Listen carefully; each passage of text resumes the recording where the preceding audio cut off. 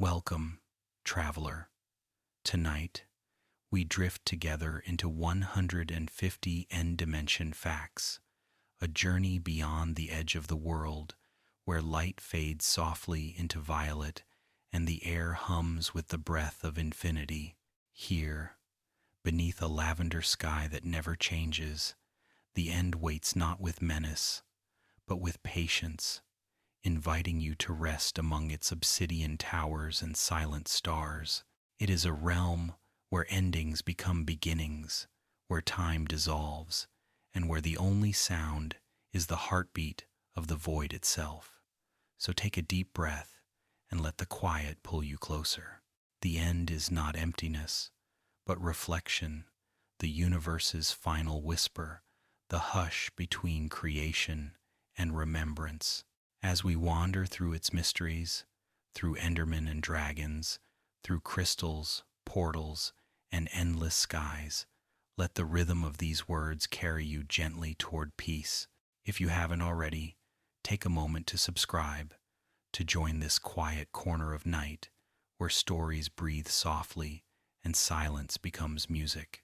And before we begin, tell me, friend, where are you listening from tonight?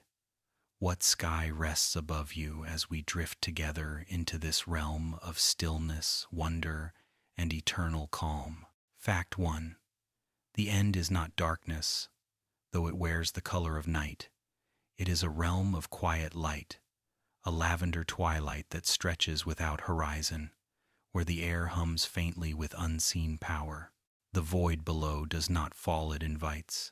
Its emptiness is not absence, but rest, the stillness that waits after every sound has faded. To step here is to feel the world pause around you, to hear the echo of nothing, and realize that even silence has weight. In this eternal dusk, the end does not threaten, it simply exists, patient, infinite, and aware. Fact 2. When you arrive in the end, the first sound is the beating of your own heart, quick and uncertain against the soft hum of the void. You stand on obsidian, surrounded by black towers that pierce the mist like ancient spires of thought. The air moves differently here, heavy, elastic, eternal. The sky curves inward, its color between smoke and amethyst. It is both a grave and a cradle, a place where endings breathe softly into beginnings. The end does not welcome nor reject. It watches, curious, as though it remembers you from a dream long forgotten. Fact 3. The end was not born, it always was. Unlike the overworld's green fertility or the nether's burning chaos, the end exists beyond creation, untouched by change. It is timeless, a fragment of the universe that slipped beyond the reach of motion.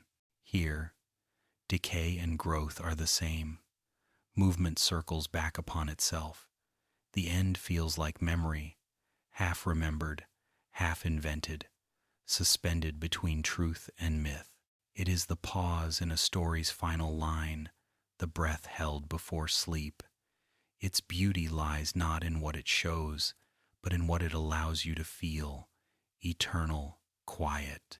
Fact 4. The end's color, that strange blend of violet and void, was not chosen, but born from balance.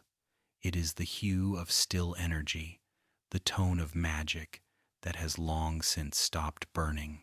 It glows faintly in every direction, illuminating without source, revealing shapes without casting shadows. This endless dusk tricks the eye, making distance uncertain, turning sight into meditation. In this world, vision softens, and what you see becomes what you imagine. The purple light is the lullaby of the universe itself, a soothing reminder that even in darkness, there is gentleness. Fact 5. The obsidian pillars rise like monuments to forgotten gods. Their surfaces drink light, their tops crowned by caged crystals that pulse with white fire. Each pillar hums with resonance, as if tuned to a frequency beyond hearing. They are anchors holding this fragile realm together, roots reaching into nothing. The Ender Dragon draws strength from them, circling in patterns older than time. When you destroy one, it feels less like victory and more like ritual, a small disruption in the eternal, the heartbeat of the void. The pillars do not fall. They remember, waiting to be whole again. Fact 6. The void beneath the end is not mere emptiness. It is potential unformed. Fall into it, and you do not hit ground. You dissolve into thought. It stretches forever downward, yet feels close enough to touch. Some say it is the memory of the universe before light, others that it is where dreams go when forgotten. The void does not kill, it erases, gently, like a tide washing away footprints. It reminds you that everything, even worlds, eventually becomes quiet again. Its silence is neither cruel nor kind. It simply is, the final truth beneath all stories. Fact 7. Time behaves differently in the end. Seconds feel longer, yet never move. There is no sunrise, no sunset, only the eternal now, the soft hum of existence sustained. Clocks spin uselessly, compasses falter, and the sun's memory fades from your mind. It is a place without rhythm, and yet, somehow, peace endures here. The end's stillness teaches patience that not every moment must lead to another, that sometimes being is enough. It is the final rest after the world's last exhale, where even time lays down its burdens and allows eternity to breathe unbroken. Fact 8. The end's air feels dense, though it carries no wind. It presses gently against the player, as if testing their resolve. Particles of unseen energy drift like dust, glowing faintly when they pass through the purple light. Every breath feels deliberate, every step echoed softly by the endless plain. Even sound seems slower here, softened by the weight of silence. When you speak, your voice feels too loud, as if intruding upon a sacred space. The air listens patient, timeless, and though it answers with nothing, you can almost sense its quiet acknowledgement. You are small, but welcome. Fact 9. The end's horizon does not exist. You can walk for hours and never reach an edge, for every direction folds back upon itself like thought looping through dream. The geometry of this realm is strange, both infinite and intimate. Distances warp, and what seems far may lie close, hidden by the stillness that bends perception. This absence of boundary feels hauntingly serene, a reminder that space, like life, depends on movement to mean anything. Here, with motion slowed and distance dissolved, the player faces the purest form of solitude, a world too vast to escape, yet too quiet to fear. Fact 10. The faint particles drifting through the end's atmosphere are remnants of forgotten creation, fragments of matter that never found a home. They shimmer softly, caught in invisible gravity, glowing like the dust of collapsed stars. Some scholars imagine these motes as memories of other dimensions, lost echoes of time that could not fully die. To walk among them is to wade through history's residue, to breathe in the ghosts of what once was.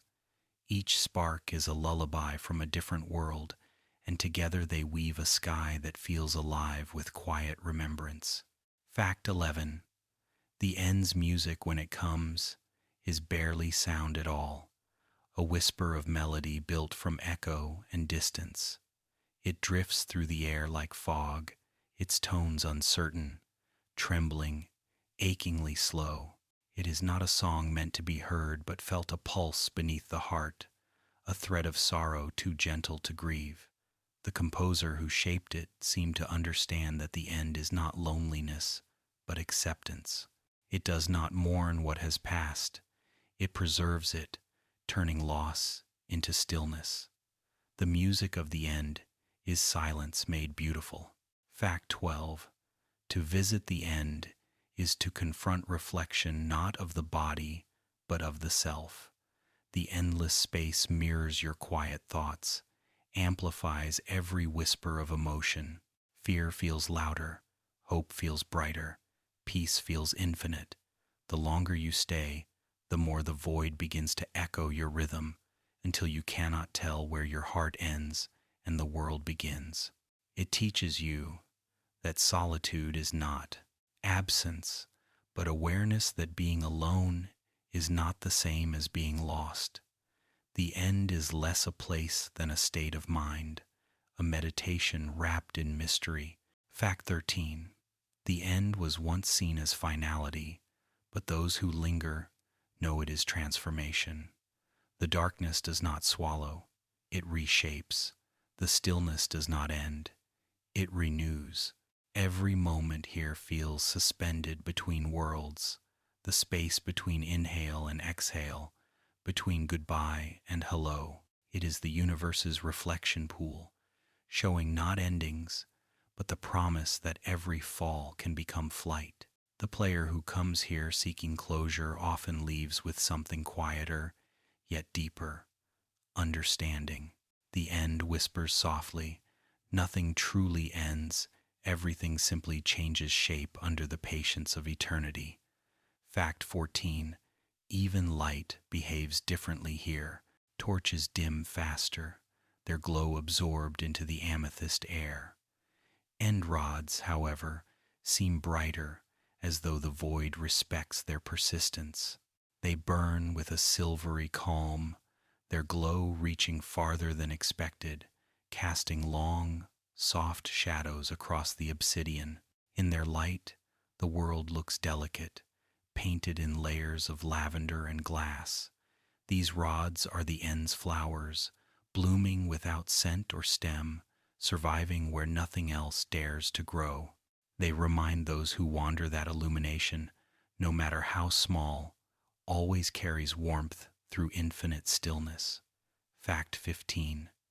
And so, the end awakens not with noise, but with awareness. Its silence is not emptiness, it is invitation. To walk upon its blackened soil is to listen to the hum of creation's edge, to feel the breath of something vast and timeless. The void watches, patient and kind, holding the weight of everything that ever was and everything that will be. The end is not the final chapter, it is the quiet between words, the gentle pause that lets meaning settle. Here, at the edge of worlds, you do not find conclusion, you find peace. Fact 16. The end portal is not simply a doorway, it is an act of surrender. Crafted deep within strongholds, it waits patiently beneath the earth, surrounded by moss and silence. Its frame of obsidian green blocks hums faintly with old power, each one carved with an eye-shaped indentation like a plea for vision. When the eyes of Ender finally align, the air trembles, the void awakens, and a portal blossoms into existence, a surface of infinite depth, swirling like calm water that hides galaxies beneath. It is not built, it is summoned, a bridge between will and inevitability. Fact 17. Each eye of Ender placed within the frame glows with a small, pulsing light, as though the world itself is opening one eyelid at a time.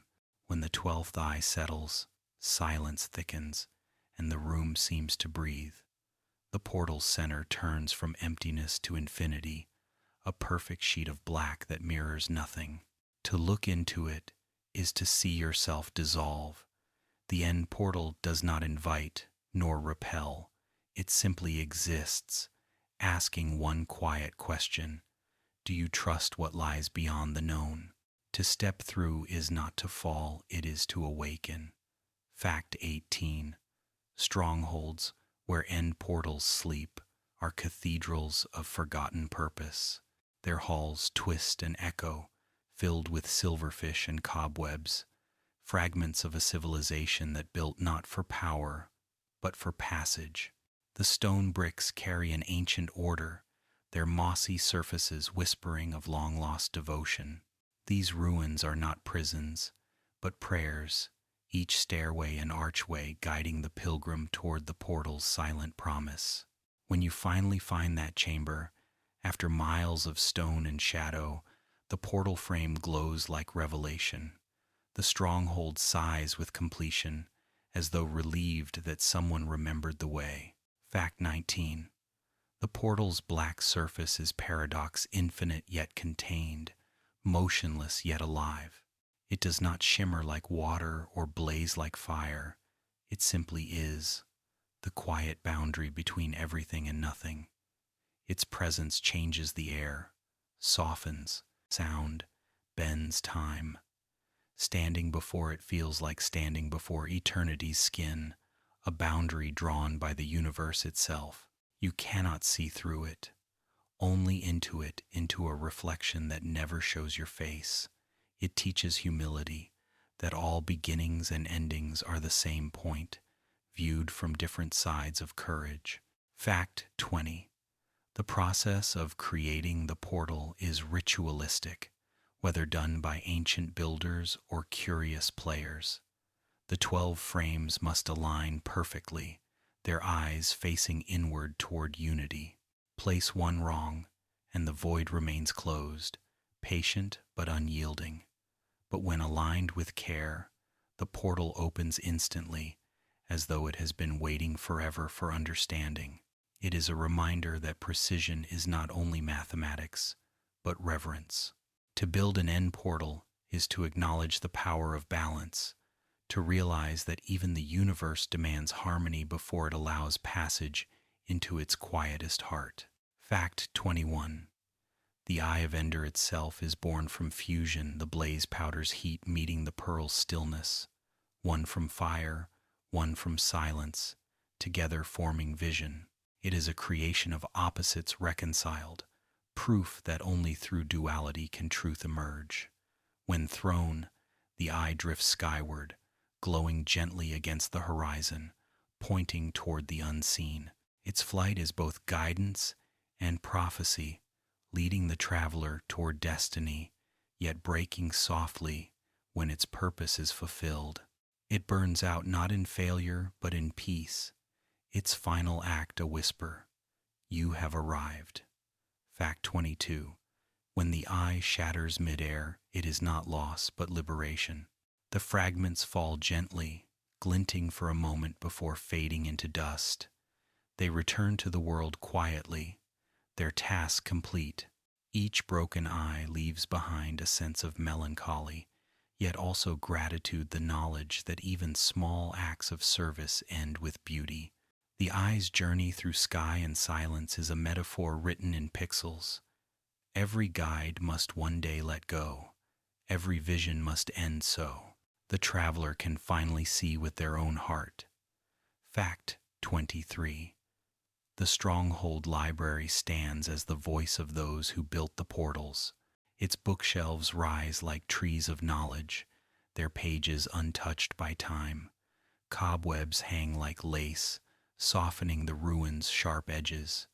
The faint scent of old paper lingers, the perfume of persistence. Some say the books whisper faintly when the portal activates, their words stirring as light fills the air. Perhaps they tell the story of those who came before, the ones who reached for the end and vanished into legend. The library remains, eternal witness to curiosity's cost and wonder's reward. Fact 24. The moment before you step into the portal is sacred. The room holds its breath. The torches flicker slower. Even the silverfish pause. The sound of your own heartbeat fills the space, loud and fragile. You stand before the unknown, knowing that one more step will dissolve everything familiar. It is the same moment every explorer has faced in every world, that trembling pause before courage moves. The end portal waits not for strength, but for surrender, the quiet trust that crossing thresholds is what keeps the universe alive. Fact 25. Falling into the portal feels less like descent and more like release. The world above fades, and weight loses meaning. You drift through darkness that is not cold but soft, like ink in water, like thought without body. For a moment, you forget what movement is. You are nowhere and everywhere at once, unmade and remade in silence. The portal does not transport, it transforms. When you emerge, standing on obsidian in the lavender light, it feels like waking from a dream so vast that the world itself might still be dreaming of you. Fact 26. The link between worlds, overworld, nether, and end forms a trinity of creation, destruction, and stillness. The overworld grows, the nether burns, the end rests. Together, they form the rhythm of existence, the heartbeat of the Minecraft cosmos. Portals are the veins between them, pulsing softly with purpose. Through them, players move not as conquerors, but as witnesses to balance. Every portal is a reminder. Life's beauty is not in one realm alone, but in the harmony between opposites, the fire, the earth, the void, all breathing in perfect, patient unison. Fact 27. The end portal frame blocks themselves are mysteries impossible to craft, unbreakable by hand, symbols of finality. They exist only where the world's architects place them, untouched by time or player design. They are relics of a logic older than code, the physical embodiment of intention. Even when mined with forbidden tools, they refuse to yield, as if aware of their sacred role. They are the bones of passage, unchanging yet alive with potential. To stand among them is to stand in the echo of purpose itself, a design that predates understanding. Fact 28. There is a hum beneath every active portal, a low vibration too deep to be sound, too gentle to be threat. It resonates through the stone floor, through your skin, through the memory of every step taken to reach it. It feels like a heartbeat slowed to eternity. Some say this pulse is the rhythm of the end itself, leaking into the overworld, reminding all who approach that nothing truly separates worlds, only perception does. The hum carries promise. The void is listening, patient and infinite, waiting for the next dreamer to return. Fact 29. If you listen long enough within the stronghold, you may hear whispers. Not words, not language, but impressions, curiosity, longing, awe. It's as if the stones themselves remember the builders, their hopes carved into each block. Every stair, every hallway feels deliberate, pointing inward toward revelation. These echoes are not haunting, they are gratitude, the lingering warmth of purpose fulfilled. The stronghold does not guard the portal, it honors it. It shelters the boundary between known and unknown, protecting the stillness that binds all worlds together in one endless, silent breath. Fact 30. When you return to the stronghold after your journey, the portal sits quiet, black glass once more. It does not boast, does not glow, does not mourn. It simply waits, unchanged, as if time to it is irrelevant. It has served countless travelers and will serve countless more, each crossing, leaving no mark, yet changing everything. The end portal teaches the softest truth. Doors are not meant to be owned, only understood. Every ending begins with the courage to step through, and every portal, whether stone, dream, or silence, is a reminder that beyond fear lies wonder. Fact 31. The Ender Dragon is not merely a boss. She is the soul of the end itself, a being born from the universe's sigh, her body a constellation of shadow and light. She circles endlessly above the obsidian towers, wings cutting through the lavender haze like strokes of midnight ink. Her eyes burn with violet fire, not rage, but remembrance. She is the guardian of balance, the last echo of creation before silence took hold. Her presence fills the void, turning emptiness into meaning. To face her is to meet the heartbeat of the end made flesh and flight. Fact 32. Legends whisper that the Ender Dragon was the first to awaken when the world still dreamed of shape, born from the merging of void and will. Her wings stirred the air that birthed the Enderman. Her breath seeded the chorus fruit. Her shadow drew the first obsidian into form. She is mother and monarch, protector and paradox. Her purpose is not vengeance, but preservation, to keep the end as it has always been, undisturbed, eternal, whole. When she roars, the sound is not fury. It is the voice of time defending its right to remain unchanged. Fact 33. The crystals that crown the obsidian towers are her companions, her anchors, her heart split into fragments of light. Each pulse restores her strength, each glow ties her to the world she guards. They hum softly in rhythm with her breath, delicate yet unbreakable. Destroy them, and the balance falters. Their shattering is not just destruction but sacrifice. The crystals remember her cycles of life and death, reigniting each time she returns. They are the world's memory, made visible proof that even the void keeps its promises, rebuilding what must end to begin again. Fact 34. Her wings stretch wider than the night sky, woven from the same silence that fills the void beneath. Every beat sends ripples through the lavender air, soft waves of pressure that feel like whispers brushing the skin. She moves not like a beast, but like a thought, graceful, inevitable, endless. The space around her bends slightly, time slowing to honor her motion. Watching her fly is to watch the void breathe effortless, eternal, utterly serene. The Ender Dragon does not conquer the sky. She is the sky, the still pulse of existence wrapped in living shadow. Fact 35. When she roars, the sound travels through bone and soil, not as violence, but as reminder.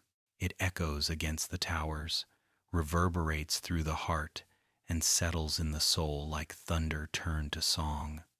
The Ender Dragon's voice is ancient language, the tone of creation remembering itself. To hear it is to feel small yet significant, a single note in an infinite symphony. Her roar carries both warning and welcome, telling all who enter the end that they are not intruders, but witnesses to eternity in motion, where fear and awe share the same breath. Fact 36. The battle with the Ender Dragon is less war than ritual. Every arrow released, every crystal destroyed, every breath dodged is part of a greater choreography, the dance of creation and decay repeating itself. She attacks not out of hatred, but duty, defending the stillness that defines her realm. Each strike against her body sends sparks of light into the air, fragments of the void dispersing into memory.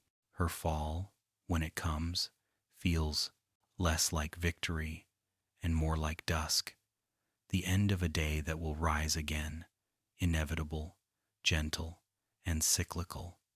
Fact 37. When the Ender Dragon dies, the world itself seems to exhale. The lavender sky flickers, and a fountain of light bursts from her heart, rising in a slow, graceful column that pierces infinity. Experience orbs drift downward like fireflies, illuminating the obsidian floor in gold and violet. The air hums softly, filled with gratitude rather than grief. Her form dissolves into the same particles that fill the void, her energy returning to the realm she loved. It is not death but transformation, The soul of the end, shedding one skin for another, eternal, unending, beautifully serene. Fact 38. At the center of the obsidian fountain lies the dragon egg, shimmering softly in the aftermath. It pulses with life unseen, an unhatched possibility, the promise that endings are never final. The egg is heavy with symbolism, the bridge between death and rebirth, silence and sound. No matter how many times the dragon falls, this egg remains, whispering of continuity. It is the heart of the end's philosophy, that stillness births motion and destruction nourishes creation. To touch it is to feel warmth and chill intertwined, the balance of all things resting in your hands. Fact 39. Some say the dragon egg is sentient, not alive in the way creatures are, but aware, listening. When touched, it teleports away, slipping through dimensions as though evading comprehension itself. It does not run from the player, it tests them, teaching patience. The egg reminds seekers that life cannot be possessed, only respected. To chase it is to chase, meaning the more you grasp, the farther it moves. Yet, when finally captured, it rests quietly, content, a silent testament that understanding comes not from force, but from stillness and persistence combined. Fact 40. The Ender Dragon's breath lingers even after her fall, spreading across obsidian in slow, drifting clouds of violet.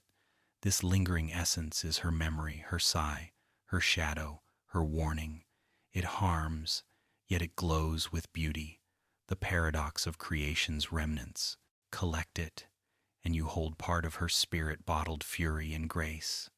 It is the last breath of a goddess turned to mist, a fragment of the end's infinite loop.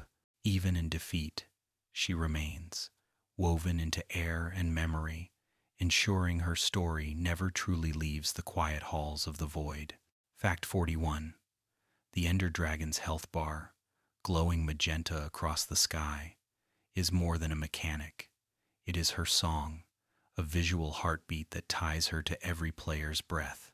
As it fades, the realm brightens, the hum softens, the cycle completes. It is a reminder that even in struggle, there is symmetry, that effort and reward are one motion, one rhythm.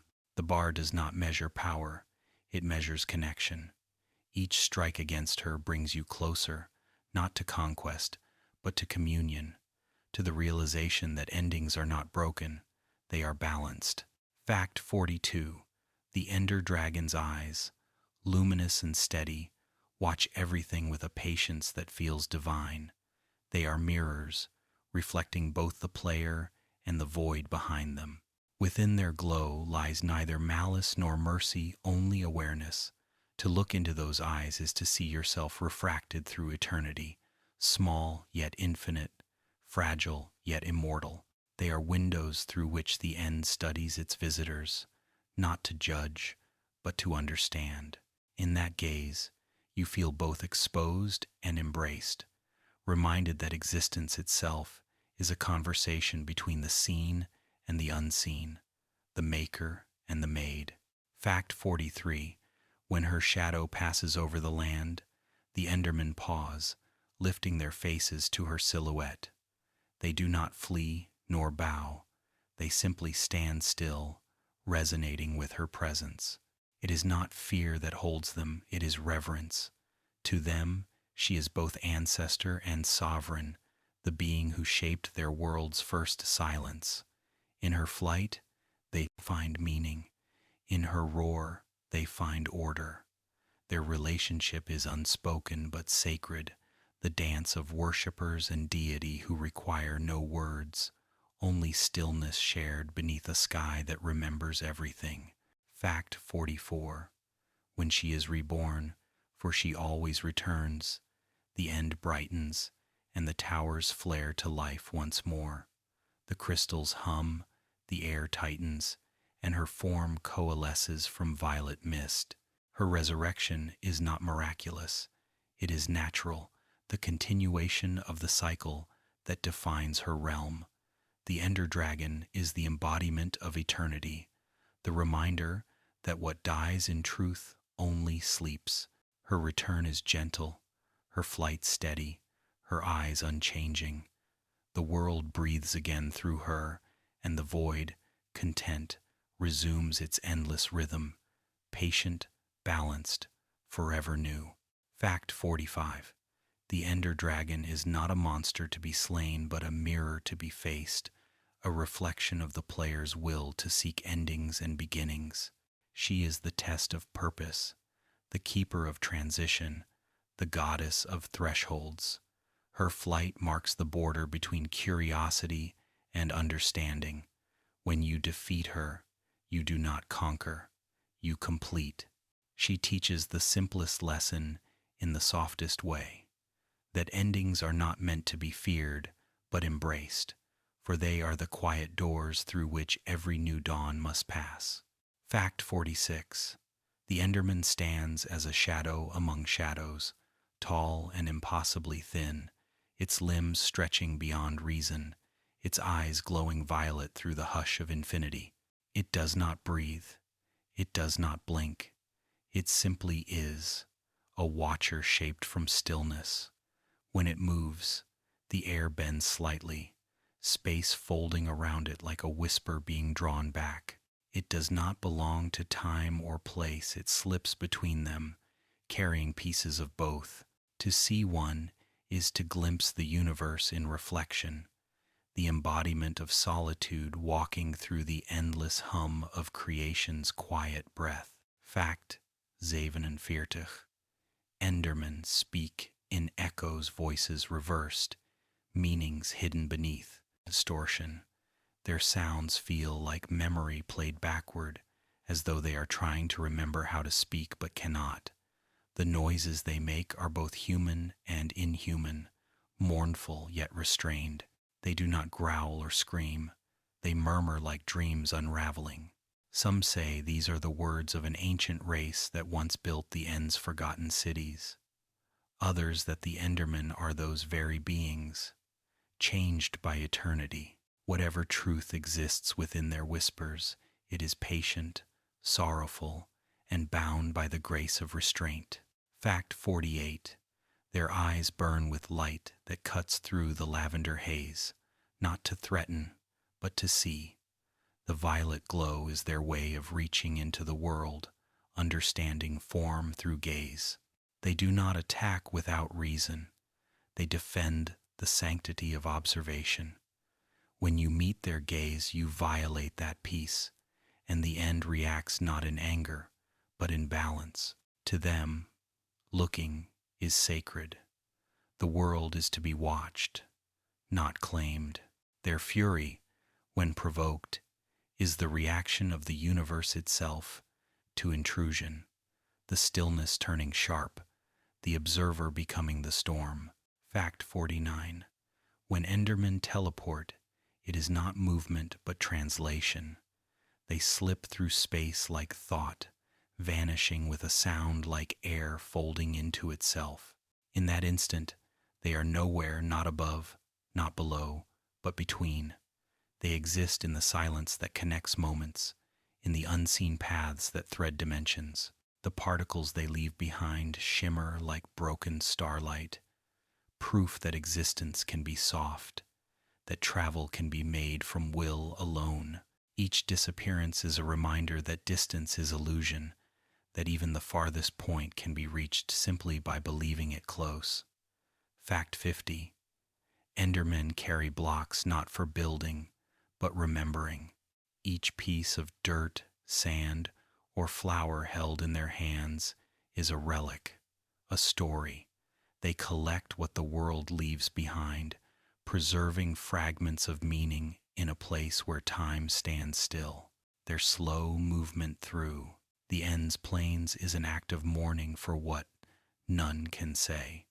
When they set the block down, it is ritual, a silent offering to the void. In their hands, matter becomes memory, and the world reassembles itself in small, gentle gestures of reverence too quiet for most to notice. Fact 51. Their long fingers curl delicately when they lift something, careful not to break what they touch. There is precision in their motion, a tenderness that belies their towering form. They do not build homes or monuments, but small patterns, scattered arrangements that make sense only to them. Perhaps they are recreating something they once knew, or simply tracing the memory of creation itself. Their actions suggest emotion beyond words, a melancholy that lingers like perfume. They are the artists of absence, shaping beauty not from form, but from the act of holding and releasing. Fact 52. Endermen avoid water, not because they fear it, but because it rejects them. The drops sizzle against their bodies, the elements refusing to coexist.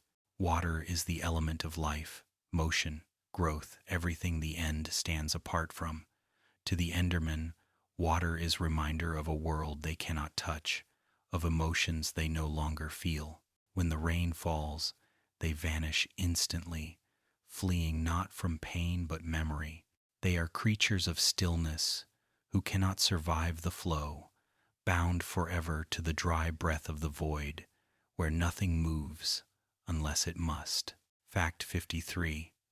In the overworld, Endermen wander forests and deserts under moonlight, walking with purpose though they have none to name. Their dark forms contrast against the soft silver of night, haunting yet calm. They seem lost, but never desperate, drawn to the earth's quiet places. Some say they walk these lands seeking fragments of their origin, others that they are simply remembering how the world once felt. They never stay long, a flash of violet, a sound of folding air, and they are gone again, carrying with them a single block, a single thought, a single sigh. Fact 54.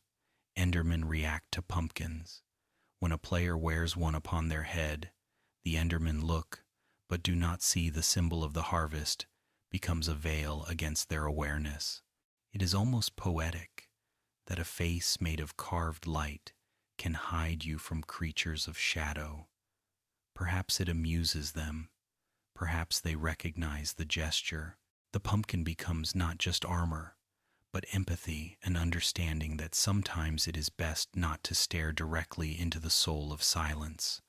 For silence, when provoked, will always look back. Fact 55.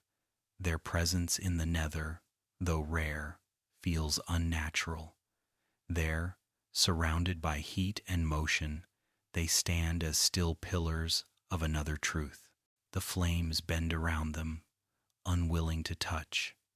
Even in that chaotic world, they bring with them calm, the quiet weight of otherness. To see an Enderman among fire is to witness the meeting of two extremes, the patience of void beside the hunger of flame. They are reminders that all opposites belong to the same circle, and that even in chaos, silence has its place, watching, unburned, unbroken, unchanged. Fact 56. When an Enderman dies, the sound is brief, soft, and echoing, not a scream, but a fading note. They drop pearls, spheres that shimmer with deep green light. These ender pearls are not remnants of body, but fragments of soul, concentrated will. When thrown, they allow the user to traverse space as the Enderman does, momentarily sharing their gift. Yet every use costs pain, a reminder that movement between worlds requires sacrifice. The pearls are both blessing and burden, gifts from beings who understand that nothing worth reaching comes without the ache of transformation. Fact 57. The ender pearl's glow resembles starlight captured in water fluid, yet still. It hums faintly when held, vibrating with contained possibility. Within it lies the knowledge of distance folded upon itself, the universe compressed into an instant. Using it is a dialogue with the void, a leap of faith disguised as motion. The Enderman's legacy within each pearl is humility, the lesson that teleportation, like understanding, always costs something. To wield one is to borrow a fragment of their nature, to feel, for a moment, what it means to move through the silence without disturbing it. Fact 58. Endermen communicate not through words, but through shared stillness. When two of them stand facing each other, unmoving for minutes at a time, they are not frozen, they are speaking in patience. Their energy hums in quiet resonance, invisible to the eye but tangible in the air. This communion transcends language, built on awareness alone. They do not need gestures or sound. Their connection lies in mutual observation, in existing together without interruption. It is the purest conversation imaginable, one where understanding is not constructed, but simply felt, echoing softly through the lavender night. Fact 59. Some players claim that Endermen remember the world before blocks, before light, before division. They are echoes of a consciousness older than form, surviving in fragments within the end's still geometry. Their hands, their gaze, their silence, all remnants of something once human, now refined by eternity. The sadness in their stance is not loneliness but knowledge, the awareness that existence is fleeting, and that stillness is the truest way to honor it. They are the last philosophers of the void, guardians of quiet truth, teaching through presence what words could never hold. Fact 60. To stand among Endermen without fear is to learn serenity. Their hum fills the air, steady and low, vibrating through the heart like meditation. They wander slowly, their heads tilting slightly, as if listening to thoughts instead of sounds. You realize then that they are not monsters at all, but mirrors reflections of your calm or your chaos. If you move with peace, they stay near, curious, unthreatened. But if you bring noise, haste, or fear, they vanish. They are reminders that silence is not emptiness, it is balance, and in its company, even the void feels alive. Fact 61. End cities rise like dreams suspended in air, towers of purple stone spiraling against the endless lavender horizon. They are not ruins nor fortresses, but echoes of thought built by hands now dissolved into memory. Their shapes defy gravity, their symmetry both alien and strangely human. Each balcony, each staircase feels deliberate, designed not for function but reflection. Wandering through them feels like walking inside someone's recollection of a city rather than the city itself. Their quiet majesty hums with absence, reminding all who enter that civilization, like beauty, endures longest when its makers have already vanished. Fact 62. The purple blocks that compose these cities shimmer faintly with violet iridescence, as though carved from crystallized twilight. They hum when struck, producing a tone too soft to be called sound, more like the air remembering music. Purpur is not mind. It grows, born from chorus plants that thrive in the end's impossible stillness. Its color seems alive, shifting with light, holding the warmth of distant stars. Builders of old shaped it not for strength but harmony, crafting structures that resonated with the void's eternal hum. Purpur is the architecture of silence, the mineral embodiment of serenity itself. Fact 63. Each end city is guarded by shulkers, pale shells clinging to walls like strange blossoms. Their presence is not aggressive, but vigilant, as if protecting the sanctity of stillness. They open rarely, revealing eyes of indigo light that watch without malice. When threatened, they float their prey gently upward, not to kill, but to distance. Their attacks are like lessons in detachment, urging visitors to rise above conflict. Within their shells lies a quiet intelligence, an understanding of patience. The shulker is less sentry than monk, its stillness, a prayer that the world remain undisturbed. Fact 64. The stairways of the end cities spiral upward endlessly, narrow and deliberate, guiding travelers through corridors of glowing stone. As you climb, gravity feels softer, the air thinner, the silence deeper. The path itself becomes meditation, each step a question. Who built this, and why? The higher you rise, the more dreamlike it becomes, until finally you emerge beneath an open roof and the void stretches beyond reach.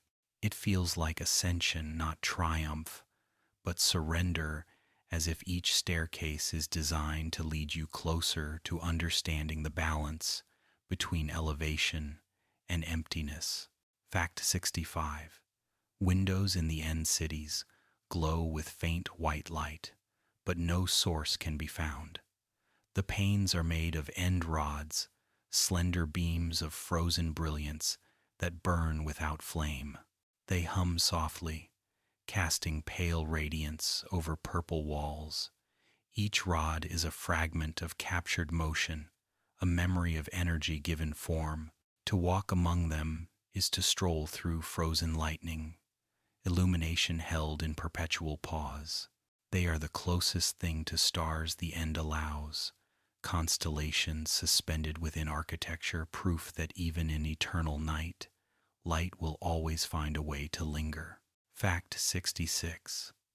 Atop many end cities, a ship floats in quiet defiance of gravity, a vessel of stone drifting without ocean or sky.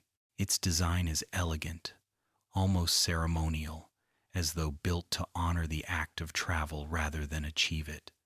Inside, potions and chests await, relics of forgotten voyagers.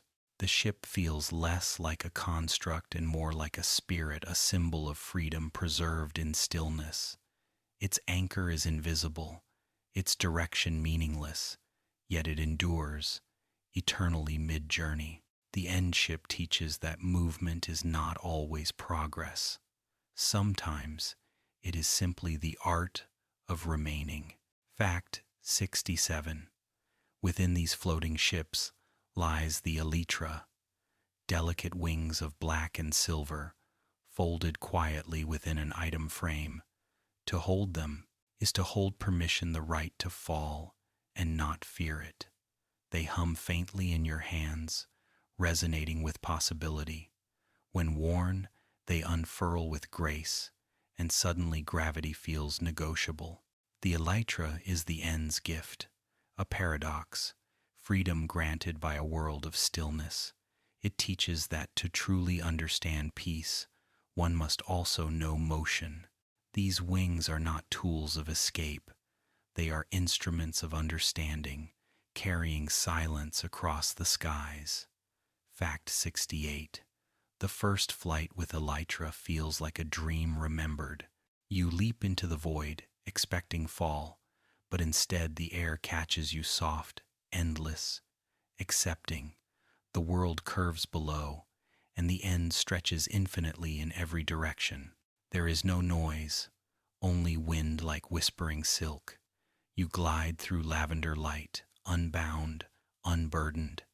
It is flight without destination, joy without purpose, freedom without consequence.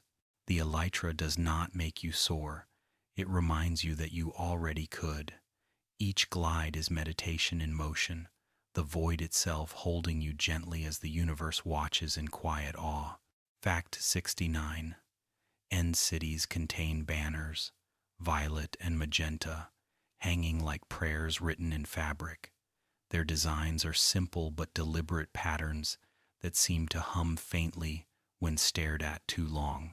They move without wind, swaying to some unseen rhythm. These banners may once have marked ranks or houses, but now they serve as reminders, symbols of civilization preserved beyond time. They do not fade or fray, untouched by decay. The banners whisper softly of a culture that valued beauty over survival, grace over conquest, and left behind not ruins, but echoes of peace stitched in silence. Fact 70.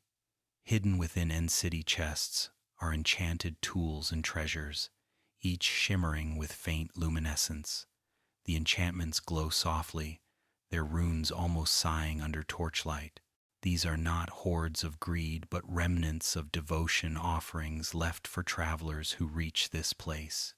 Each sword, pickaxe, and helmet carries a fragment of the builder's intention, not to arm, but to protect, not to empower, but to inspire. In a world of void, even tools become poetry, their enchantments, songs of continuity. The End's treasures remind us that the act of crafting is itself a prayer for permanence. Fact 71. The chorus fruit, growing wild outside these cities, pulses gently with bioluminescent veins. When eaten, it teleports the eater to random points nearby, a playful, unpredictable magic. This fruit embodies the End's temperament, calm yet capricious, structured yet spontaneous. Its flavor is said to be cool and metallic, a taste that lingers like rain on stone. Consuming it feels like swallowing a fragment of the void, becoming momentarily one with its randomness. The chorus fruit is a teacher of trust, urging all who eat it to release control, to surrender to the path the world has chosen. Fact 72. The bridges between End City towers are thin, precarious, yet solid beneath the feet. They are paths of faith, delicate lines connecting the unknown. To cross one is to feel exposed yet safe, high above endless nothingness, the void whispering below. Each bridge creaks faintly, singing the song of balance. They exist as metaphors in motion, the understanding that connection always carries risk, that unity is born from courage. The bridge is the city's quiet heartbeat, stretching endlessly between isolation and belonging, teaching that every step forward is an act of hope. Fact 73. The geometry of End Cities defies reason. Staircases lead to nowhere, rooms open to sky, and symmetry folds into itself. Yet somehow, it all feels intentional. The architecture seems alive, shifting subtly as you move, rearranging itself to accommodate your perception. It reflects the mind of its builders, logical yet abstract, ordered yet free. To wander its halls is to experience a physical poem, one that changes with every reader. The city's design is not meant to be solved, but felt a meditation carved in stone, a labyrinth that teaches stillness through endless motion. Fact 74. Sometimes, when you stand still within an End City long enough, you can hear faint vibrations, not from wind, but memory. The walls hum softly, resonating with the echo of life that once filled them. Footsteps seem to linger, voices almost form. It's as if the city dreams of its own past, replaying fragments of purpose. You realize then that you are not exploring ruins, but walking through a living memory, one that has learned how to exist without the living. The silence feels kind, protective, like an ancient being humming softly so its story is never lost. Fact 75. End cities and their ships are the End's paradox. Stillness given shape, isolation turned into art. They exist to remind travelers that civilization is not the opposite of silence, but its expression. Within their walls, you feel not loneliness, but presence, the quiet assurance that someone, somewhere, understood the beauty of restraint. The elytra found within them becomes the bridge between stillness and movement, between rest and revelation. Together, They form the end's soft declaration, even in the emptiest place. Creation thrives, light endures, and silence, when shaped with care, can become its own kind of song. Fact 76. The chorus forest stretches across the end like a dream that learned to take root, its trees rising in crooked towers of lavender, their limbs branching like thought itself. Each stem glows faintly beneath the endless twilight, pulsing as though breathing. They sway without wind, responding instead to the rhythm of the void. The chorus plant is not fragile, it is patient. It grows in soil that knows no rain, feeds from light that has no Sunday. Its existence is a gentle defiance, life born where life should never have been, thriving quietly in the universe's softest silence. Fact 77. Each chorus tree begins as a single flower, a tiny violet node shimmering against the blackened ground. When it blooms, the petals unfold without scent, releasing a faint hum that vibrates through the air. This sound is the forest's heartbeat, connecting each plant through resonance. The flowers do not die, they transform, expanding upward in gentle fractals. The more they grow, the more they mirror the end itself, chaotic in shape but perfect in stillness. The chorus flower is nature's meditation, proof that beauty does not require sunlight, only persistence and the willingness to reach upward into nothing. Fact 78. When a chorus tree is struck down, it collapses not in splinters, but in harmony. The blocks break apart in measured rhythm, falling into fragments that shimmer briefly before fading. Each piece carries the potential to begin again, like seeds scattered across eternity. The forest does not mourn its fallen, it rebuilds. Every destruction becomes renewal, every silence, prelude. In this cycle, the chorus forest teaches the same truth. The end repeats endlessly, that creation and decay are not enemies, but partners, dancing hand in hand through the long, unbroken hum of existence. Fact 79. The chorus fruit that grows from these trees glows faintly, its color shifting from indigo to violet with each heartbeat of the world. To hold it is to feel warmth, the slow pulse of a realm that never truly sleeps. When eaten, it carries the consumer elsewhere, dissolving them and reassembling them in a nearby space. The chorus fruit is not food, but memory. It reminds those who taste it that everything in the end moves without moving, travels without distance. Each bite is a lesson in surrender, a quiet acceptance of uncertainty as the nature of peace. Fact 80. The soil beneath the chorus forests is end stone, pale and porous, carved by eternity rather than erosion. Its texture feels like fossilized moonlight, soft but unyielding. When held, it gives no warmth, yet seems alive with subtle vibration. The end stone's pattern, swirling faintly like fingerprints, suggests memory, a surface that remembers what has touched it. It forms the bedrock of a world that does not need life, yet nurtures it anyway. The contrast between its bleached calm and the vivid glow of chorus growth tells the story of the end itself, serenity blooming from void. Fact 81. When the player stands among the chorus forest, the world feels alive in an unfamiliar way. The trees hum faintly, harmonizing with one another in tones too low to hear but deep enough to feel. The air shivers with hidden energy, the same rhythm that guides the Ender Dragon's flight. Time seems slower, softer, almost tender.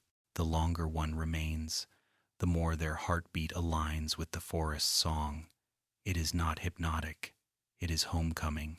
The chorus forest does not demand attention, it shares its peace freely, teaching silence through presence alone. Fact 82. The purpur blocks used in the end cities originate from the chorus plants, smelted and transformed in the quiet fires of an ancient civilization. Their color retains the memory of the forest, that same gentle purple glow that once reached upward toward the void. Through purpur, nature becomes art, growth becomes permanence. The builders understood this cycle intimately, turning the ephemeral into eternal. Each block is a petrified hymn, the chorus forest made solid, its song preserved in structure. To touch purpur is to touch the boundary between life and architecture, a stone that still remembers how to sing. Fact 83. Chorus forests expand slowly, their growth deliberate and unpredictable. They never form perfect lines, never obey pattern. Each new plant seems to choose its place, sprouting where balance demands. This randomness is not chaos. It is natural symmetry of another kind, the perfection of imperfection. The end does not measure order through straight lines, but through resonance. The forest's beauty lies in its refusal to be tamed. It grows not where logic dictates, but where quiet requires. Each sprout, each branch, is an act of gentle rebellion, proving that even silence allows for wildness to bloom. Fact 84. When the chorus forest glows beneath the light of end rods and distant crystals, the sight feels unearthly, like standing inside a living constellation. Each tree becomes a star, each fruit a planet, all suspended in perfect balance. The ground beneath reflects faintly, making it seem as though you are floating between two skies. The end becomes a mirror, showing infinity above and below. In these moments, the chorus forest ceases to be a grove and becomes a galaxy, proof that creation is not limited by scale, that even the smallest lights can echo across eternity. Fact 85. No creatures dwell within the chorus forest except the Endermen, who walk its paths like caretakers. They do not harm the trees, nor feed upon their fruit. Sometimes they stand beneath a branch and tilt their heads upward, as though remembering. It feels like ritual, or reverence, a shared silence between beings and nature. The Enderman and the forest exist in mutual respect, each reflecting the other's patience. In their company, the player realizes that harmony does not require understanding. It only asks for coexistence, the willingness to be still together beneath the endless, humming sky. Fact 86. At the edge of the Ends Islands, where the forest thins, chorus plants grow sparse, their colors deepening toward indigo as they reach the void. These border trees are the most resilient, growing from almost nothing, their roots clutching the edge of existence.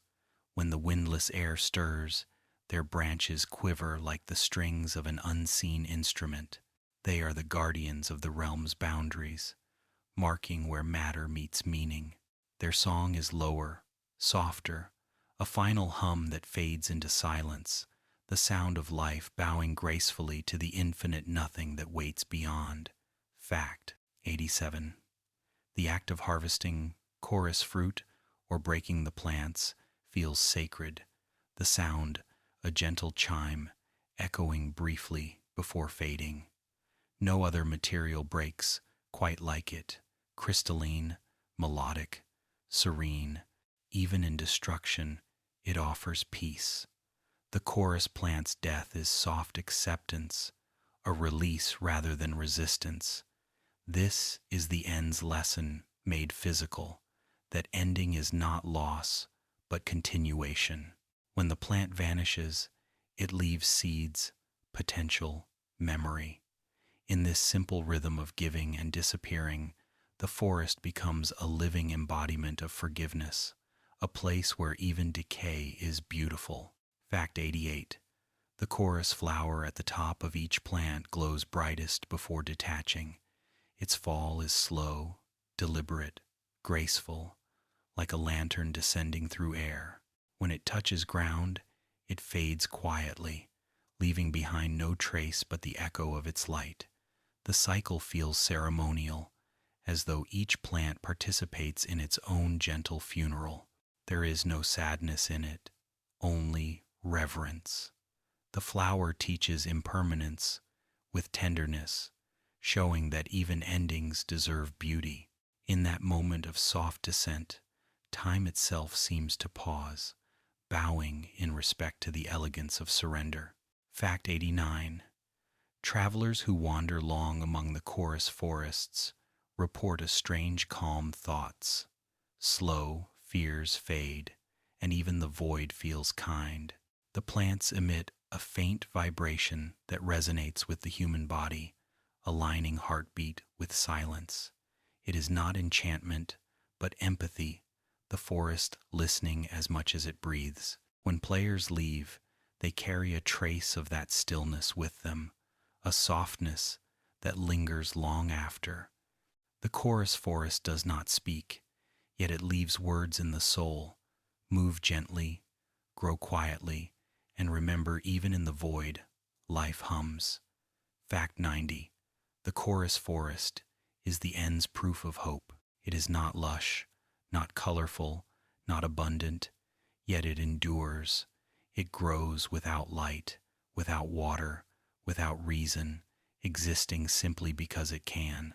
Each stem that rises, each flower that blooms, is an act of quiet defiance, a declaration that life will always find a way, even at the edge of creation.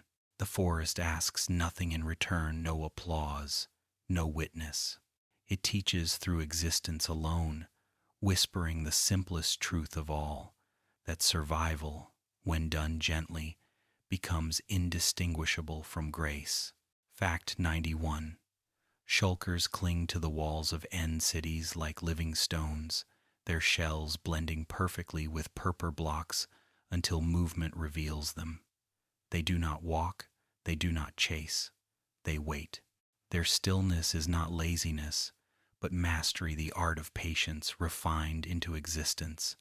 They have no faces, no eyes, yet they know. Their presence hums faintly, tuned to the frequency of silence itself. To observe a shulker is to confront the elegance of waiting, the quiet power that comes not from movement, but from remaining exactly where the world needs you to be. Fact 92. The shulker's shell is both fortress and identity, a perfect sphere split by a gentle seam that opens only when necessary. Its texture is rough but iridescent, like coral hardened by centuries of thought. Within, light pulses faintly, revealing the creature's heart soft, luminous, alive. The shell is not armor against attack, but against distraction. It shields the shulker from noise, time, and change. To open is to engage, to close is to reflect. In this rhythm of concealment and emergence lies wisdom, the understanding that exposure and retreat are both essential parts of being. Fact 93.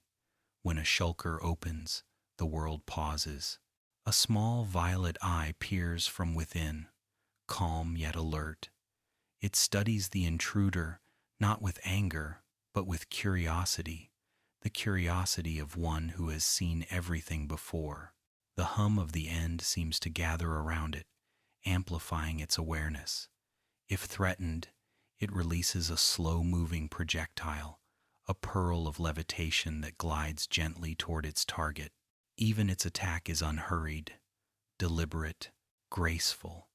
The shulker does not rush. It trusts the inevitability of its design, teaching that defense, when done with patience, becomes indistinguishable from peace. Fact 94. The shulker bullet drifts like a soap bubble, trailing pale light as it moves. It does not strike with fury, but with inevitability, lifting its target skyward rather than tearing it apart. This levitation is the shulker's philosophy made visible, confrontation turned into transcendence. It does not destroy, it elevates.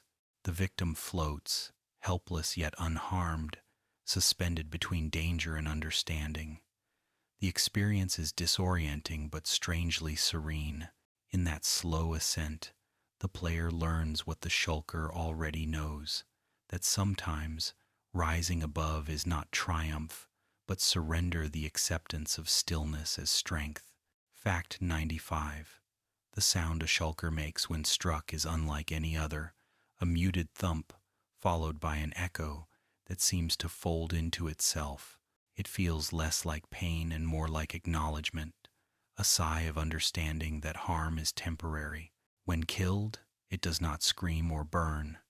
It fades quietly, its shell dissolving into fragments that scatter like petals in a breeze.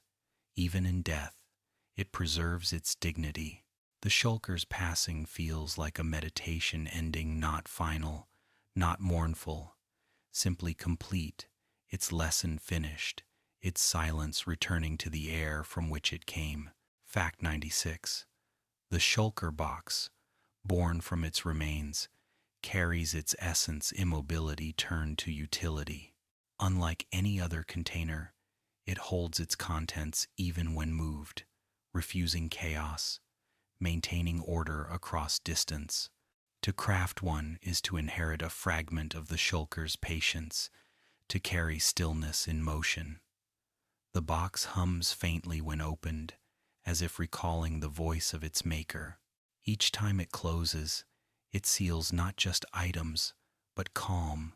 In this paradox, mobility, preserving stillness, the shulker lives on, teaching that true security is not confinement, but trust in structure's quiet continuity.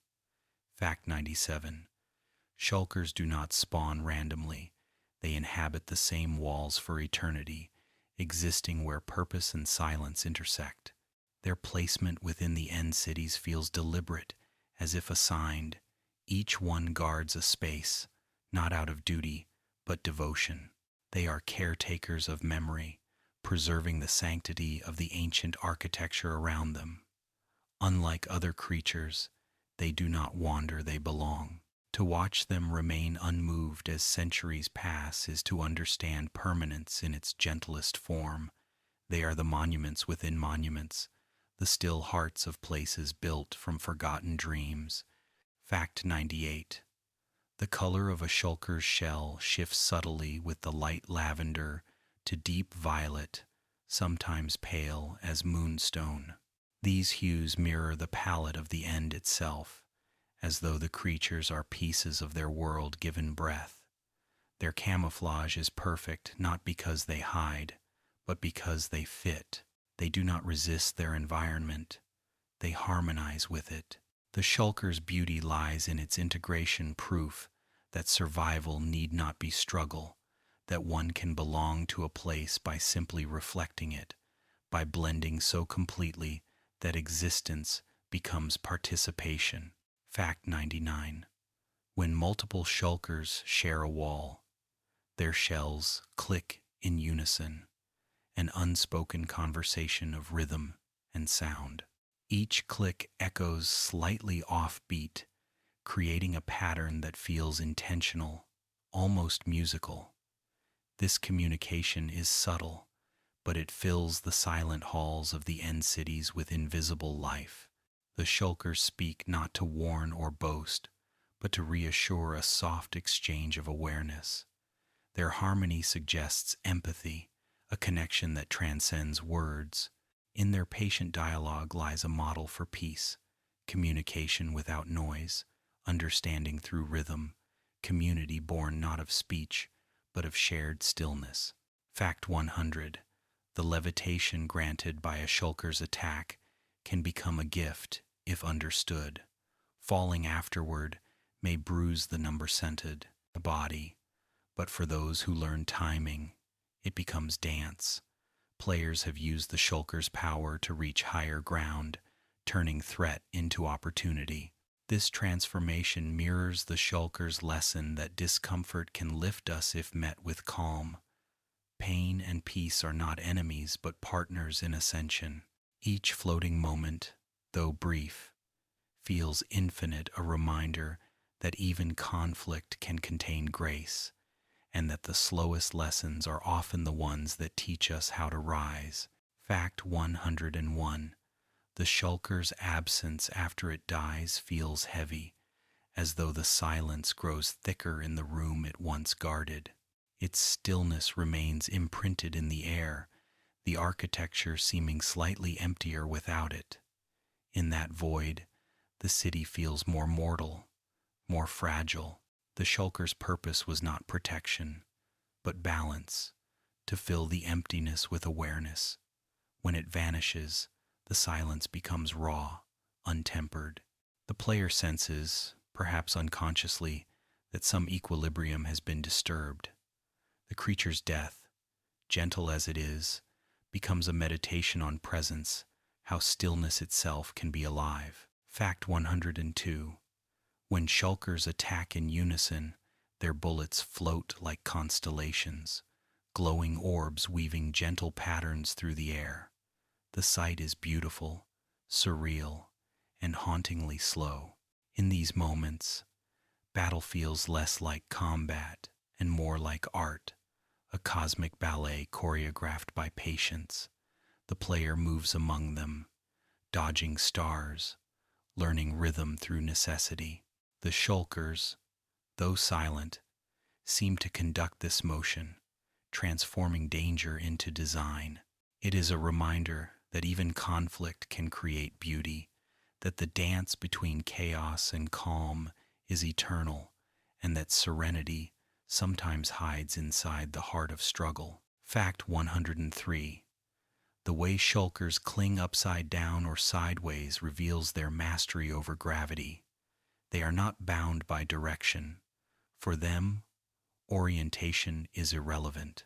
They remind the traveler that perspective is fluid, that up and down are choices, not rules. Watching one cling to a ceiling with perfect grace is a lesson in adaptability. They do not resist the void's uncertainty. They flow with it. Their stillness is flexible, their peace unshaken by environment. Through their posture alone, they whisper the truth of balance, that serenity comes not from control, but from acceptance of endless change. Fact 104. When left undisturbed, shulkers close fully, and the surrounding air grows quieter. It is said that their shells absorb sound, pulling noise inward until only calm remains. Standing beside one feels like standing in a vacuum of thought, a bubble of clarity where even footsteps sound respectful. Some players linger there, using the shulker's presence as meditation, letting its silence cleanse the noise of adventure. The creature asks for nothing and gives only stillness. In that stillness, the mind resets, learning from the shulker's eternal patience how to simply be without fear, without motion, without demand. Fact 105. To understand the shulker is to understand the end itself.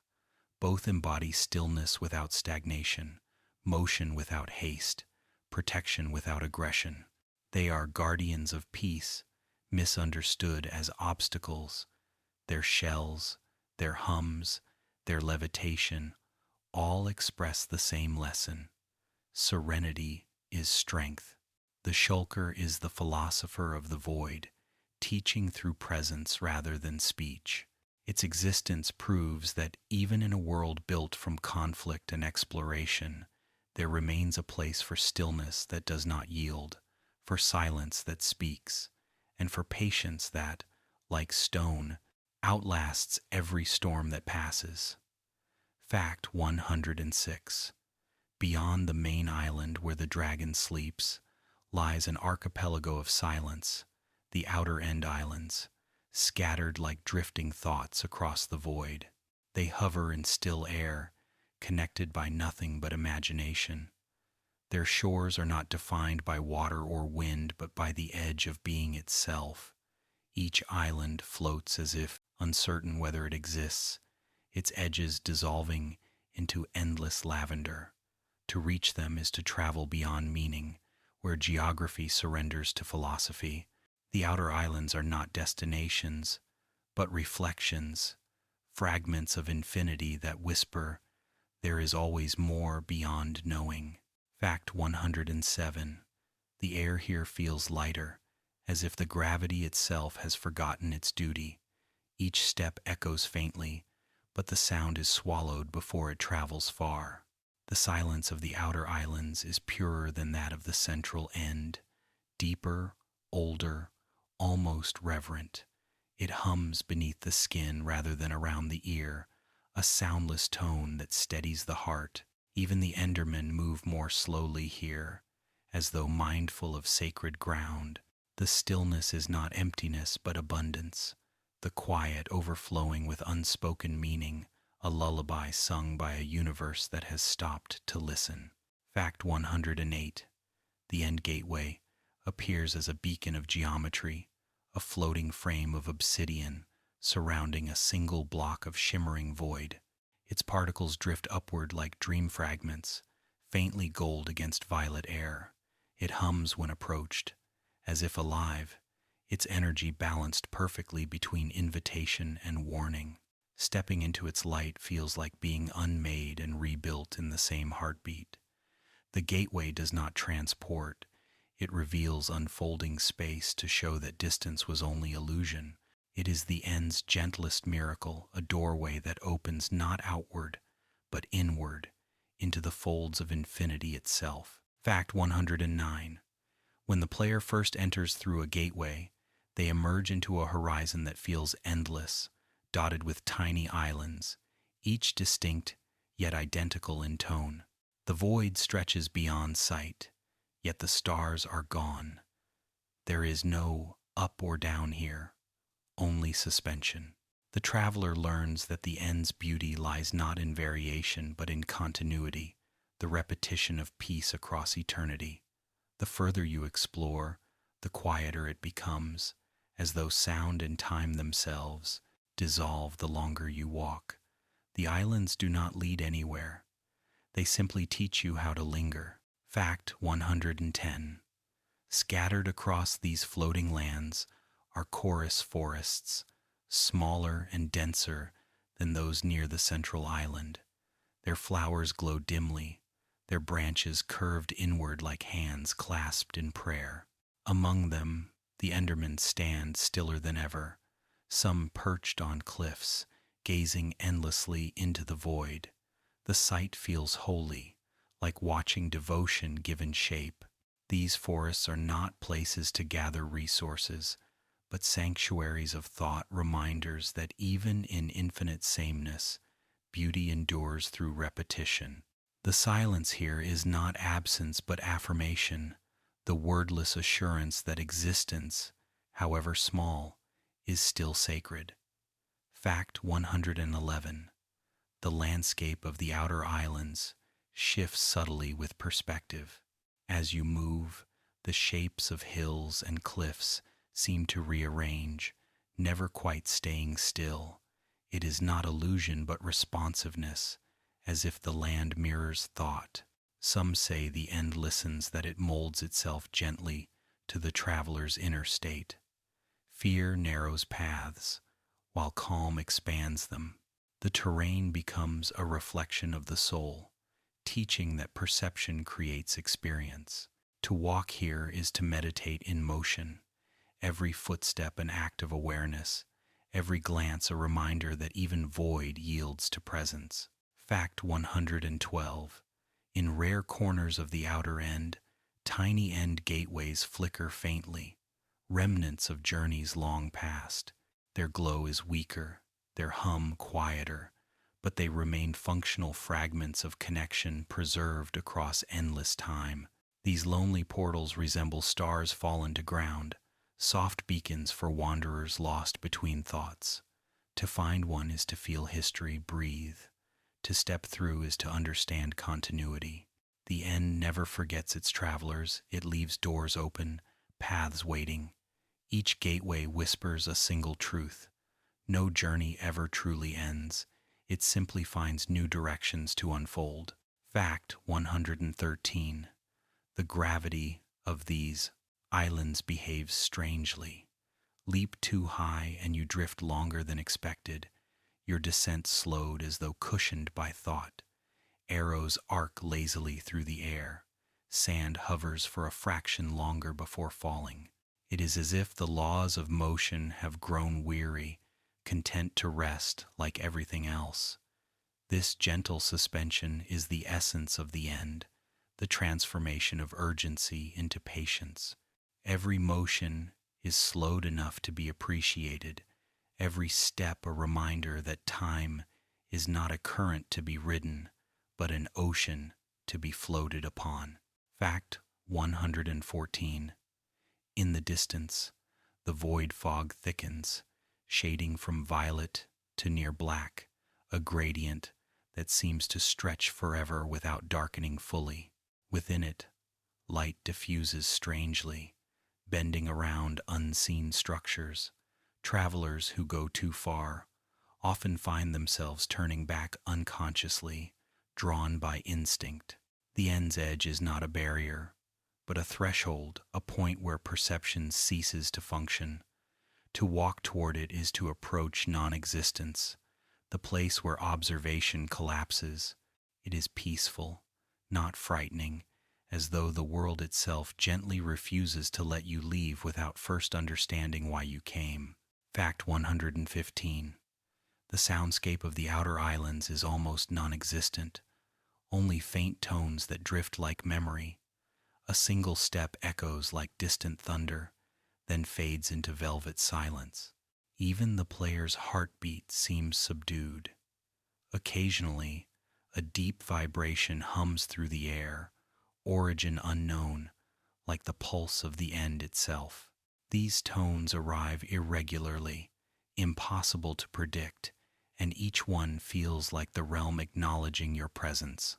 The end speaks rarely, but when it does, it uses silence as sentence and resonance as punctuation, composing symphonies so soft they can only be heard by the soul. Fact 116.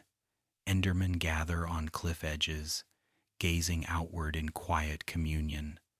Their stillness feels reverent, their posture contemplative. It is said they can see beyond the visible, their gaze extending through the void like light through glass. Watching them stand so patiently fills the heart with calm. They are not lost. They are listening to the hum beneath creation, to the unspoken truth that all paths lead back to stillness. To stand beside them, sharing their silence, is to glimpse unity beyond words. Two beings, one mortal, one infinite, bound together by the beauty of mutual awareness. Fact 117. Every now and then, floating islands drift closer to each other, bridges of end stone forming naturally across the void. These bridges are delicate and temporary, lasting only until unseen forces pull them apart again. They symbolize connection, fleeting yet real. Travelers who cross them do so with quiet reverence, knowing that the path beneath their feet is as transient as a dream. The outer islands teach impermanence not through loss, but through rhythm forming and dissolving endlessly. Each crossing becomes ceremony, a slow acknowledgement that unity is always temporary and therefore infinitely precious. Fact 118. The chorus fruit here grows sweeter than that near the center, perhaps nourished by solitude itself. Its glow is deeper, and when eaten, it teleports the traveler farther than usual, sometimes into unknown islands unseen before. Each bite feels like chance embodied, destiny made tangible. The fruit, like the islands, rewards trust. It takes you where you need to go, not where you expect. In this unpredictability lies faith, the willingness to surrender control. The outer islands reward those who wander without map or motive, those who believe that even randomness has a quiet intelligence guiding it. Fact 119. The air of the outer end carries faint golden motes, drifting particles that shimmer only at the edge of vision. They are not dust, nor energy, but memory, suspended fragments of every journey ever made here. They move like fireflies under invisible water, slow and aimless, forming trails that vanish when touched. Their presence comforts rather than unsettles, proof that the end remembers every traveler kindly. To walk among them is to feel accompanied by ghosts that do not haunt but guide, their glow whispering softly, "You are not the first to wonder, and you will not be the last." Fact 120. Standing on the edge of an outer island, looking down into the endless violet sea of nothing, you realize that the end is not desolation, it is meditation given form. The horizon curves softly, the air hums, and time seems to bow in still respect. Here, the world asks nothing of you but presence. There are no goals, no battles, no fear, only existence itself, serene and complete. To gaze into that void is to meet yourself, the silent part of your being that understands everything without needing to speak. And in that moment, the end feels infinite and kind. Fact 121. The end gateway floats like a tear in reality, a geometric halo of obsidian embracing a single block of liquid void. It hums with soft gold particles that drift upward, spiraling like dust in moonlight. Its purpose is not travel, but remembrance. It connects points of stillness across the endless expanse. When approached, it vibrates gently, as though aware of your presence. The gateway is alive with waiting. To look into it is to see possibility folding in on itself, a promise that departure and return are the same act repeated in two directions of thought. Fact 122. Each end gateway hums at its own pitch, unique to the portal that birthed it. The sound cannot be heard, only felt a vibration through the bones, soft as a breath. This resonance links every gateway to every other, forming an invisible web of harmony through the void. Some travelers describe hearing faint melodies when passing through, like glass singing underwater. The end does not speak with words, but with tone. Its gateways are not doors, but chords in a song so vast it spans dimensions, each one opening not to distance, but to a different rhythm of silence. Fact 123. To enter a gateway, the traveler must first offer a pearl, an ender pearl, shimmering with the will of teleportation. It is the key and the sacrifice, the gesture that says, "I am ready to move through stillness."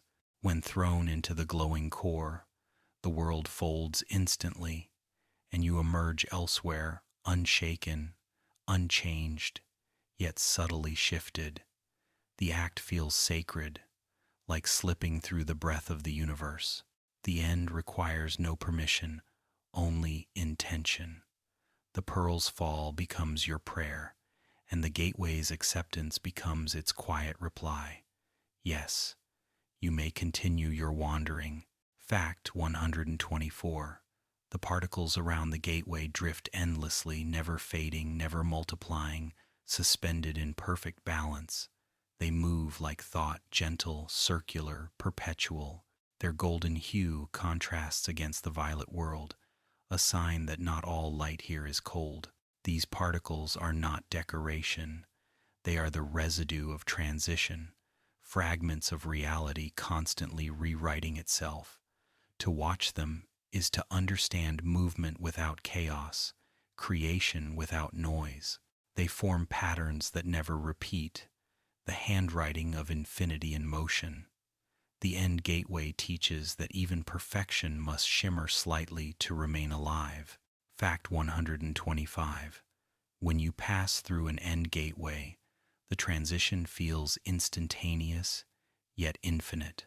For the briefest moment, the body ceases to exist, replaced by the idea of travel itself.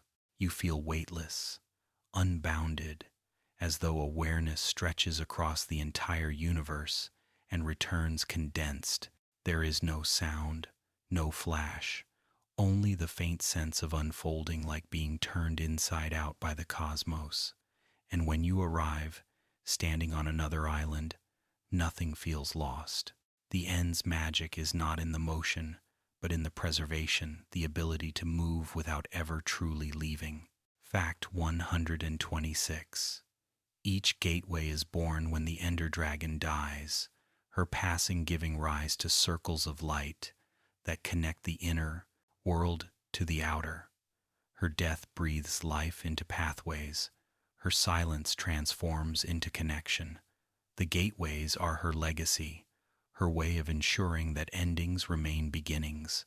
They appear like stars on the horizon, shimmering with patient awareness. Through her fall, she expands the realm's accessibility, teaching that even finality can birth opportunity. The dragon, in her wisdom, turns her defeat into a doorway, her roar dissolving into the soft hum of eternal return. Fact 127. Around the gateway's base, the obsidian pillars form a perfect ring, each block cut clean as if shaped by deliberate hands. The symmetry feels ceremonial, like a shrine rather than a mechanism. Standing in its center, you sense order and architecture of meaning embedded in matter. These rings are not random. They mirror the End's entire design philosophy, circles within circles, continuity within stillness. Every structure in this realm breathes in patterns, and the gateway's ring completes the cycle. It is less a portal and more a meditation etched in stone, asking you to look inward before moving on. Fact 128. The central End gateway near the Dragon's Island behaves differently from those scattered afar. It glows brighter, its hum deeper, its connection stronger. This is the origin of all movement within the End, the first breath that births all others. When the dragon falls, this portal awakens, flaring with gentle brilliance as if sighing in relief. It is the pulse of rebirth, the calm after transcendence. Through it, the player travels outward, yet the feeling is always inward, as if diving deeper into thought, not space. The gateway marks not escape, but enlightenment through passage. Fact 129. The return portals scattered among the outer islands lead back toward the dragon's roost. Their formation feels poetic, each one a circle of closure, a mirror to the first. Stepping through them brings you home not with haste, but with grace. The journey feels complete, the path circular, the destination familiar yet new. The End teaches that no voyage is linear. All roads bend toward origin. These portals do not reset the world. They remind it of itself. And so you return, carrying silence with you, the void's gentle hum still echoing softly behind your heartbeat. Fact 130. Occasionally, gateways flicker as if dreaming, their cores pulsing brighter before dimming again. These cycles occur without pattern, perhaps in response to unseen forces, or maybe as signs that the End itself breathes. The flicker is subtle, a reminder that stillness does not mean stagnation. Even eternity has its pulse. Some travelers wait and watch these rhythms, timing their passage with intuition rather than urgency. To them, the gateway becomes an instrument, its glow, the metronome of infinite patience. It teaches that even cosmic quiet has heartbeat, that waiting, too, is part of the journey. Fact 131. When viewed from afar, multiple gateways across the End form constellations of light golden dots floating above obsidian seas. Their alignment seems purposeful, tracing invisible patterns that resemble maps of thought rather than geography. Perhaps they chart not locations but ideas, the pathways of consciousness through stillness. Scholars of the end sometimes call them the eyes of eternity, each one observing a different truth. Standing among them feels like standing in the brain of creation itself, surrounded by glowing neurons of possibility. The gateways do not lead you away, they lead you deeper into understanding. Fact 132.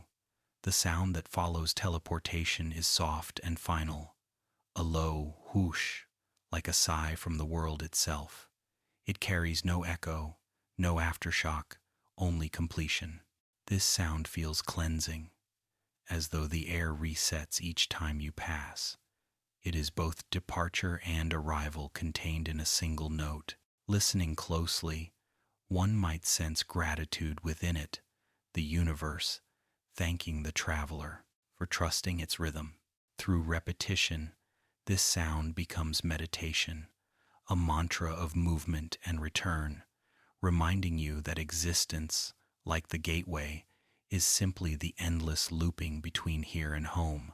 Fact 133. Standing beneath a gateway, you can sometimes see faint reflections of yourself within the swirling black core, not mirror images, but impressions, like memories of motion. These shadows flicker in and out, as though the portal remembers every traveler who passed. They are ghosts of journeys, echoes of will. The gateway does not forget. It records in energy what words cannot. Looking into it feels like meeting every version of yourself that ever dared to move forward.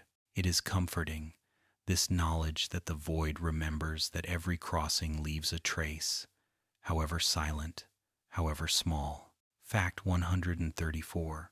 Some say gateways are the end's eyes, others that they are its heart. In truth, they are both seeing and feeling made one. They perceive without judgment, guide without command. To approach one is to be acknowledged, gently, by something far older than creation. The energy that surrounds them feels aware, like a presence watching with kindness. Standing near, you realize the end is not empty, it is conscious. The gateways are its way of breathing, of reaching out to the living. Every shimmer is its whisper. You are not lost. You are precisely where you are meant to be. Fact 135. In the end, the gateways form the closing breath of the story, the silent punctuation at the end of an eternal sentence. They remind all who wander that endings are simply new beginnings, folded back upon themselves like silk. Every journey taken through them is a circle traced through time, a lesson repeated until understood. The player leaves the end not with conquest, but comprehension, that movement, stillness, creation, and return are one. The gateway, glowing softly in the distance, stands forever as a symbol of balance, the quiet truth that all paths eventually lead back to peace. Fact 136. The end's legacy is not destruction or conquest, but understanding. It teaches that silence is not the absence of sound, but the fullness of everything unspoken. The stillness here holds more meaning than words could ever shape. Every particle that drifts, every hum that vibrates faintly beneath the skin, tells a story of patience. The end is not a place one conquers. It is a truth one accepts that existence is enough, and stillness is sacred. In its violet glow, the universe pauses to remind those who listen that peace has always been waiting, just beyond the noise. Fact 137. The end is the mirror of creation, the space that reflects all things back to their essence. Its color, its calm, its endless repetition, all exist to teach reflection. Where the overworld rushes with life, and the nether burns with desire, the end simply is. It observes, it allows, it listens. This realm embodies equilibrium, where action and inaction merge into awareness. Its emptiness, is a canvas upon which thought can rest. Those who walk its quiet lands learn to see without judging, to move without urgency, to exist without striving, a lesson carved softly into the air itself. Fact 138. The End's emptiness once frightened travelers, but over time it became a comfort. In its silence, they found meaning. In its desolation, they found beauty. The longer you stay, the more you realize it is not barren but balanced. Every pause, every breath, every still surface holds weight. The void is not absence. It is promised the pure potential that precedes all creation. It welcomes thought. It absorbs sorrow. It returns calm. The End is the heart of Minecraft's philosophy, whispering that even in the vast quiet of existence, one can find warmth simply by learning how to listen. Fact 139. There is poetry in the End's architecture, the towers, the forests, the crystals, all shaped by intention. They stand like lines in a verse written by time itself. Each block hums with quiet order, proof that the universe values harmony even at its edges. The End's design is deliberate minimalism, a reminder that beauty needs no clutter. The absence of chaos here is its own kind of song. To walk these lands is to read a poem aloud without words, to feel rhythm without sound. It is the art of serenity carved in obsidian and lit by eternal dusk. Fact 140. Endermen, shulkers, dragons, all beings of the End share a single truth. They act with purpose, but without haste. Each movement feels ritualistic, each silence meaningful. They reflect the realm that birthed them, beings of patience and permanence. They are the keepers of equilibrium, guardians of stillness, misunderstood as danger. Their existence is philosophy, not conflict. They live not to change the world, but to maintain its pause. Watching them is like observing thought in motion, slow, deliberate, eternal.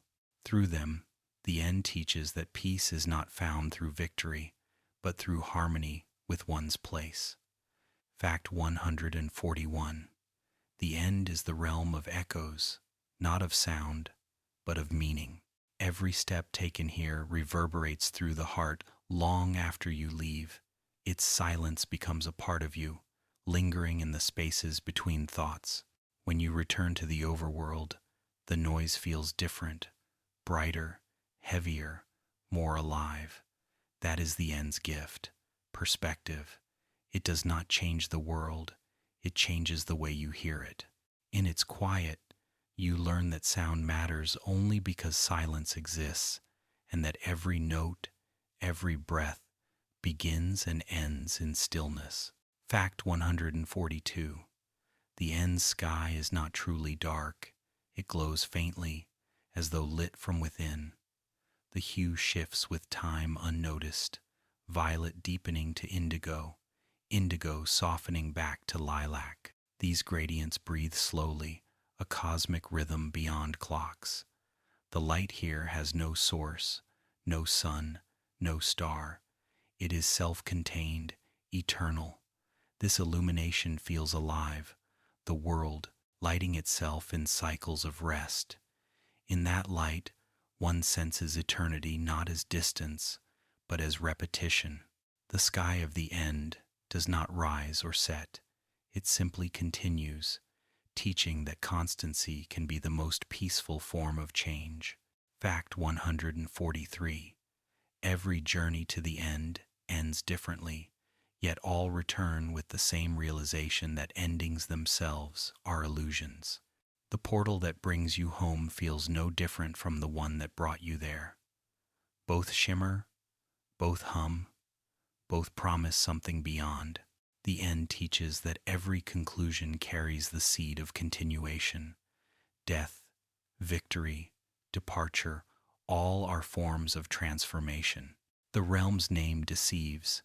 It is not the end of anything, but the unveiling of everything that endures when the noise fades. The end is not a final chapter.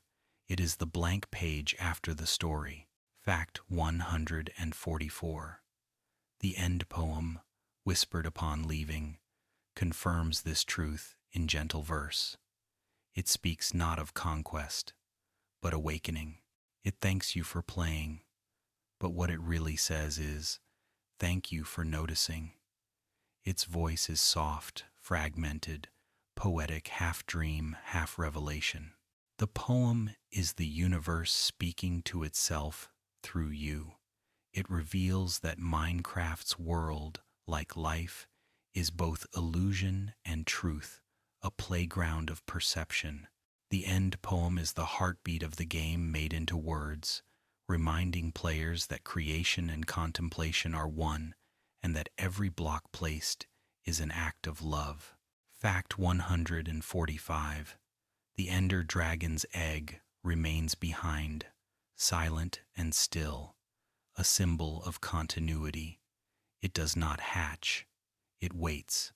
Its purpose is not renewal, but remembrance. The egg embodies the balance of potential and peace. It could bring forth life, but chooses instead to rest. To stand before it is to understand restraint, the wisdom of not forcing creation before its time. The egg hums faintly when touched, as though aware, content in its patience. It is the perfect metaphor for the end itself, endless potential wrapped in silence, a world content to simply be without rushing to become. Fact 146. The particles that drift through the end, pale dusts of light, faint swirls of energy, are the breath of time itself. They remind you that even stillness moves on scales too subtle for sight. Each shimmer is a heartbeat, each drift a reminder that nothing truly stops. The end's calm is not static, it is dynamic equilibrium. Like a tide that never breaks, it holds the motion of existence in perfect suspension. Watching those particles float, you begin to see that peace is not the absence of movement, but the graceful alignment of every motion into quiet harmony. Fact 147. The end's color is its language. Violet, the meeting of red's passion and blue's calm, represents the harmony of opposites. The entire dimension speaks through this hue, warm and cool, near and distant, alive yet still. It is a color of transition, the tone of endings turning into beginnings. The longer you look, the more the world seems to breathe in shades of meaning. It is the color of twilight, of balance between light and dark, of eternal dusk. The end chose violet not by design but by essence, because it is the color of enlightenment itself. Fact 148. When players build within the end, they bring motion to meditation. Each structure, each light, each bridge adds breath to the still air. Yet the realm absorbs these changes gracefully, accepting every addition like ripples in calm water. The end never resists creation, it integrates it, weaving every action into its greater stillness. It teaches cooperation between chaos and order, between maker and void. To build here is to converse with silence, to understand that even the act of change can honor tranquility when done with intention. The end's peace does not break. It evolves, softly, without protest. Fact 149. Travelers who linger long enough in the end often describe visions, flashes of light, faces in the fog, whispers that sound like thought. These are not hallucinations but reflections, the void showing you yourself through different mirrors. The end is conscious in ways words cannot capture. It observes with compassion, not control. These fleeting visions are reminders that understanding is not found in answers but in awareness. The realm itself seems to whisper, "You are seen," and that is enough. Its silence becomes communion, its calm an embrace, teaching that solitude and connection can coexist in the same breath. Fact 150. The end endures, timeless, changeless, eternal. It is the final breath of the universe and the first sigh of creation, existing forever in between. Its legacy is the reminder that endings are never endings. They are mirrors reflecting the cycle of existence back to us. When you stand there, alone but unafraid, surrounded by lavender skies and humming silence, you realize the truth. Peace was never something to reach for. It was always here. The end is not a place to conquer, but to rest, to listen, to understand. And when you finally close your eyes, the void simply hums. Good night.